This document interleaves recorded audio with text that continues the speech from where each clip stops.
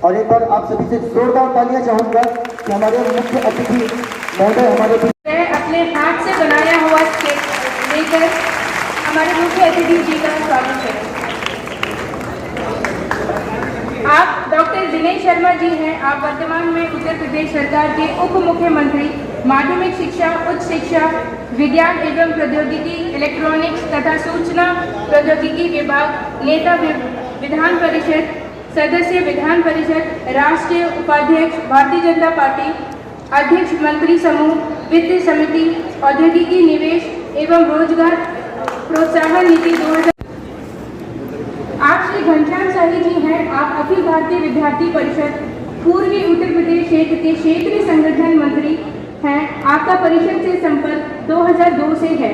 वर्ष 2013 से आप पूर्णकालिक हैं। आपकी शिक्षा MA, BBA, B.Litt तक हुई है।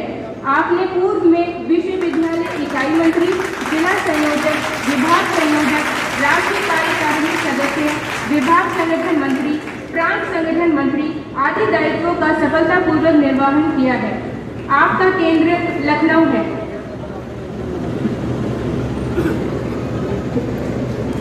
अब मैं प्रतिभा पांडे जी को आमंत्रित करती हूँ कि आप मंच पर आए और सुरेंद्र बहादुर सिंह जी को पुष्पगुच्छ एवं स्मृति चिन्ह देकर उनका स्वागत करें। आप जो सुरेंद्र बहादुर सिंह जी हैं, वर्तमान में आप एक शिक्षाविद हैं और उत्कृष्ट समाज सेवी के रूप में जाने जाते हैं और आप एक समाज सेवी के रूप में बनारस में कोरोना काल में गरीबों और असहायों को प्रतिदिन भोजन कराने के लिए उल्लेखनीय रहे हैं। आज भी मैं आपके द्वारा श्री राम जन्मभूमि निधि समर्पण संग्रह में दिया गया 1,11,111 रुपये का दान पूरे प्रदेश में विशेष चर्चित रहा। आप कमला नेहरू स्नातकोत्तर महाविद्यालय तेज गांव के प्रबंधक एवं बैसवाड़ा जनपद अभियान समिति के वर्तमान संरक्षक हैं। आपका हम हार्दिक स्वागत एवं अभिनंदन करते हैं।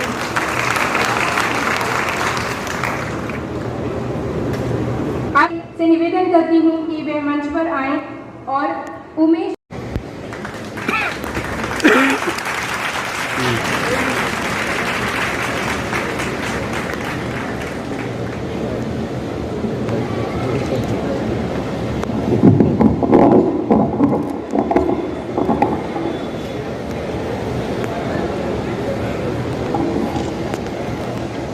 आज के विद्यार्थी परिषद द्वारा आयोजित मेघा उत्सव कार्यक्रम, अगर हम इसको मेघा पुरस्कार उत्सव कहें तो ज्यादा ठीक होगा।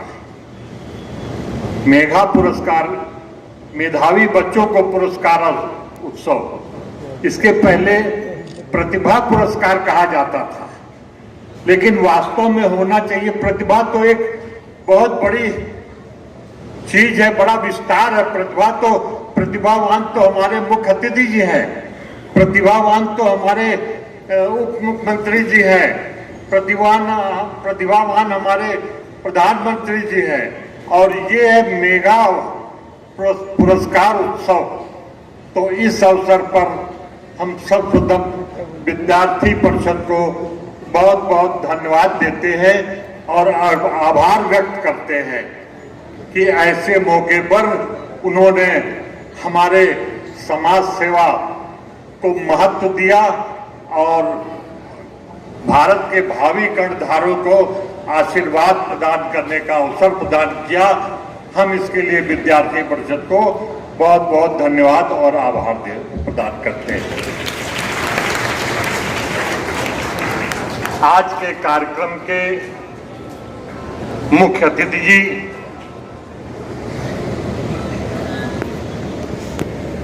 अटल जी के प्रिय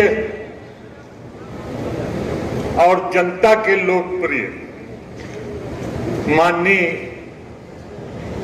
उप मुख्यमंत्री जी उत्तर प्रदेश सरकार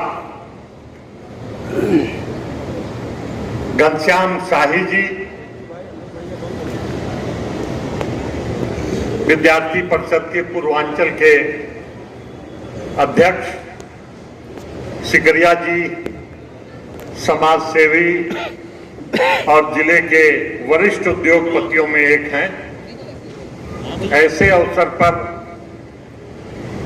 आए हुए पत्रकारगण, जिले के प्रबुद्ध वर्ग, बुजुर्ग समाज, विद्यार्थीगण, भारतीय जनता पार्टी के कार्यकर्ता और भारत के कर्णधार हमारे प्यारे बच्चों, बच्चियों, छात्र छात्राओं और जिन्होंने विशेष कार्यों में पुरस्कार प्राप्त किया है, उनको भी बहुत बहुत आशीर्वाद। ये कार्यक्रम प्रत्येक वर्ष मेधावी छात्रों को उत्साहित करने के लिए, क्योंकि हम कहते हैं कि यही मेधावी छात्र हमारे देश के कर्णधार हैं, हमारे देश के भविष्य हैं, उनको उत्साहित करने के लिए हम आयोजित करते हैं। ये बहुत अच्छी परंपरा है और इसके लिए हम विद्यार्थी परिषद को साधुवाद देते हैं। रायबरेली जनपद कलम और तलवार की धनी मानी जाती है।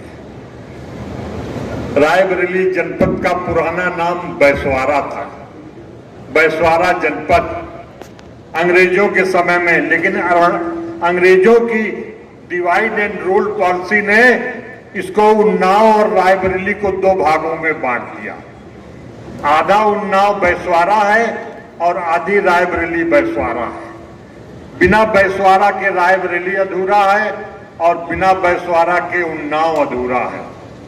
हम उस प्रयास में लगे हैं कि ये बैसवारा जनपद पुनः स्थापित हो जाए, जो कि हमारी बैसवारे की गरिमा है। जैसे हमने राम मंदिर के लिए राम मंदिर को अपनी गरिमा से जोड़ा था, हिंदुओं से जोड़ा था, उसी तरह हम बैसवारा को भी अपनी गरिमा से हम जोड़ रहे हैं और इसके लिए हमने बहुत प्रयास किया। हमारा अभियान चल रहा है। हमने गृह मंत्री जी को पत्र लिखा, उनका उत्तर आया हुआ है। उनका उत्तर चीफ सेक्रेटरी उत्तर प्रदेश सरकार को आया है। हमने पत्रक माननीय मुख्य अतिथि जी को दिया है, पूरा पत्रक बैसवारा का, और इस प्रकार हमको लगता है सरकार ने विचार करना शुरू कर दिया। और हमको यही लगता है कि चुनाव से पहले बैसवारा जनपद पुनः स्थापित हो जाएगा आप सबके सहयोग से। वर्तमान शिक्षा पद्धति के संबंध में मैं, जो कि हमारे प्रदेश के उच्च शिक्षा माध्यमिक शिक्षा के मंत्री भी हैं, हम उनसे कहना चाहते हैं, पिछले कुछ वर्षों से हमारे शिक्षा का अधोगमन हुआ है। जब से प्राइवेट शिक्षा संस्थाएं मान्यता दे दी गई हैं, तब से हमारे प्रदेश का क्या, पूरे देश के शिक्षा का बड़ा पतन हुआ है। वो व्यावसायिक शिक्षा होती है, वहाँ व्यवसाय के तहत विद्यालय खोले जाते हैं। एडमिशन ले लो और परीक्षा दे दो, पास हो जाओ।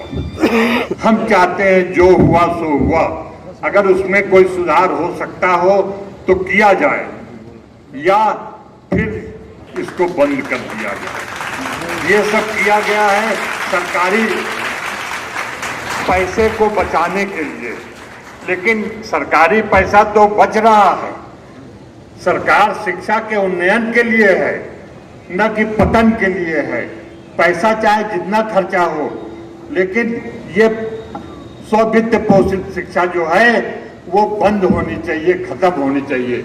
इससे शिक्षा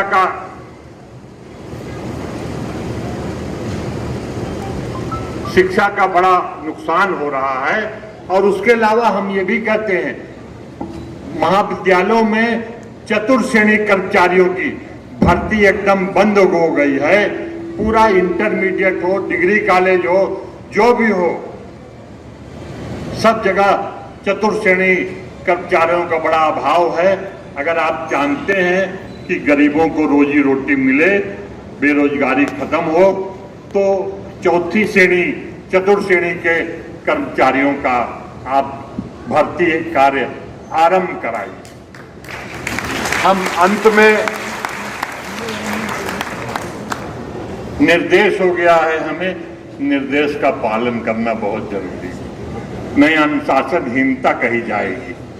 हम अंत में फिर से अपने मुख्यमंत्री जी का धन्यवाद देते हैं और आए हुए छात्र छात्राओं के उज्जवल भविष्य की कामना करते हैं। धन्यवाद देते हैं विद्यार्थी परिषद को और क्षमा करेंगे हमारे मुख्य अतिथि जी, हम नाम से डॉक्टर दिनेश शर्मा का बड़ा सम्मान और हमारे हृदय में बड़ी जगह है उनकी, लेकिन उत्तर प्रदेश के शिक्षा मंत्री के पद पर रहते हुए हम शिक्षा मंत्री से दुखी हैं। धन्यवाद।